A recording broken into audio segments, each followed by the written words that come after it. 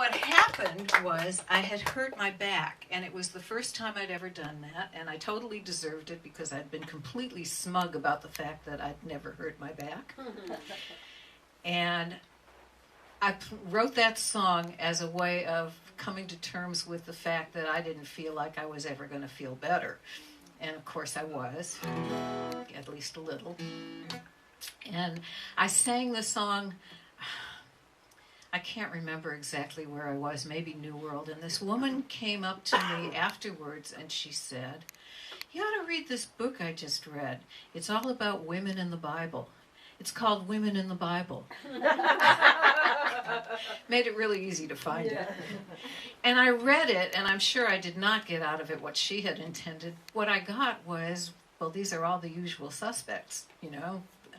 You only ever hear about the usual suspects, but there's other people. They're kind of like the guy in the red shirt on Star Trek, you know, who comes in. Each episode, as soon as you see him, you know that before the episode's over, you're going to hear somebody standing over him saying, "He's dead, Jim." And he, you know, spear carriers. Anyway, so I was kind of interested in them. And I'm going off my set list. Hold on. No, I'm not. And so I decided that because I have sort of an inflated sense of responsibility, that it was my job to tell all those stories. And the most blatant one, there were more, but this one jumped right out at me as soon as I had this idea, because this person was responsible for most of what we are. And I think she had 2 lines. And one of them was that she had either weak or cow-like eyes, depending on which translation you're reading. But you'll know, because you know this story too.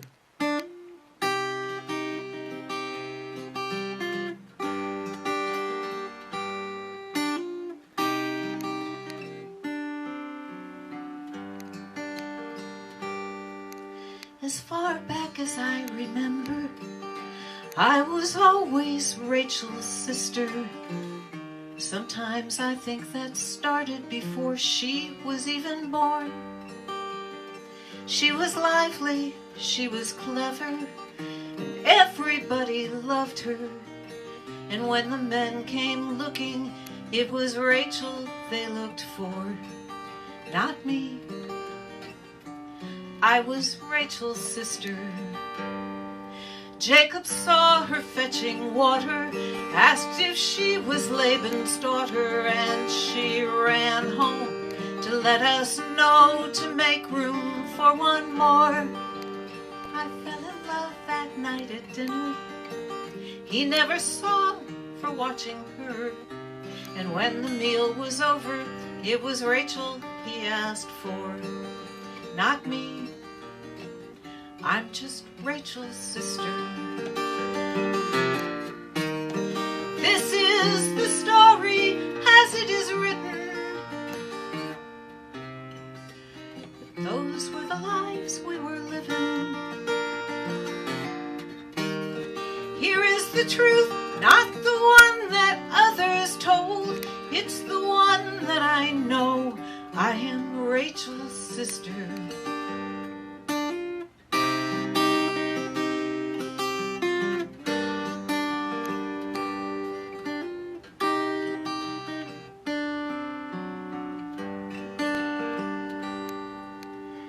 They said Jacob was the trickster, but my father brought me forward on Rachel's wedding day, draped in veils upon his arm. But then Jacob worked the harder, and for Rachel too he bartered. Still, I thought I'd win him when each new son was born to me, Rachel's sister. But every night I'd hear her whisper, "Give me sons like you gave my sister, and prove that you love me, prove you love me more." So then one night he did it, and little Joseph was his favorite. But Rachel died in childbirth when her second son was born, leaving me, Rachel's sister. This is the story as it is written. But those were the lives we were living. Here is the truth, not the one that others told. It's the one that I know. I am Rachel's sister.